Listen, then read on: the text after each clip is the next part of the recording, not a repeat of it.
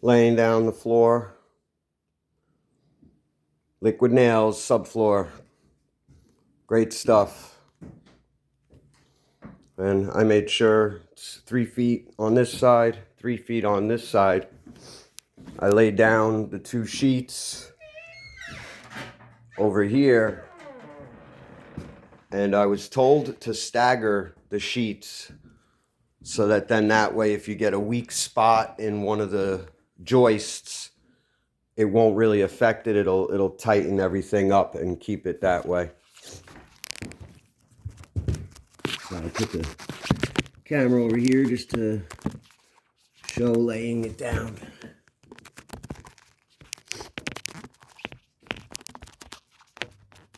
I'm right now today by myself, so I want to try to get some videos going for you guys that are more, how should I say, better content. So this is definitely challenging when you're by yourself to make sure everything's tight and right. Now let me get my measuring tape. Make sure I'm still on the money over here. I just like to keep everything tight and right.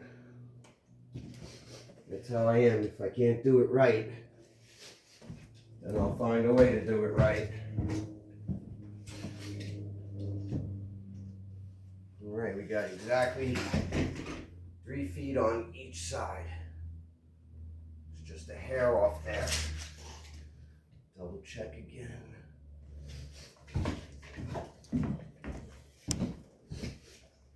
I like to double, triple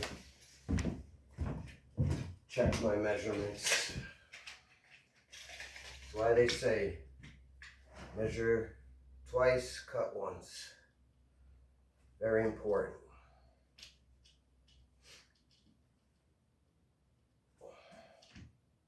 All right, I'm exactly 3 feet there. Oh, look at that, the sheetrock just fell apart.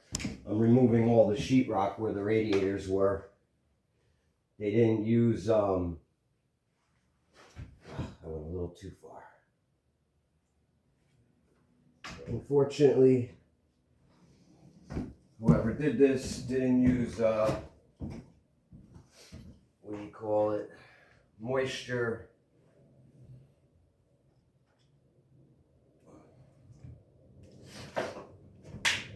Can't think of the word right now. They didn't use sheetrock for moisture, you know, like sheetrock that you would normally put in a bathroom if you were doing a tile job. So I'm going to put back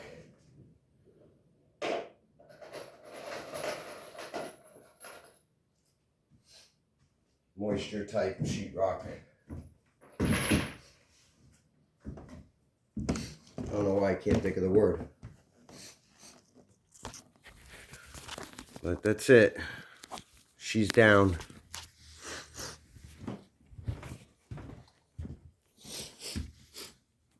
Trying to think.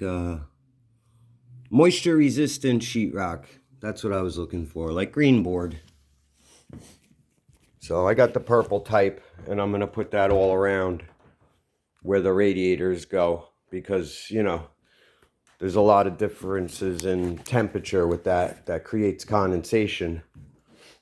And regular sheetrock doesn't cut it.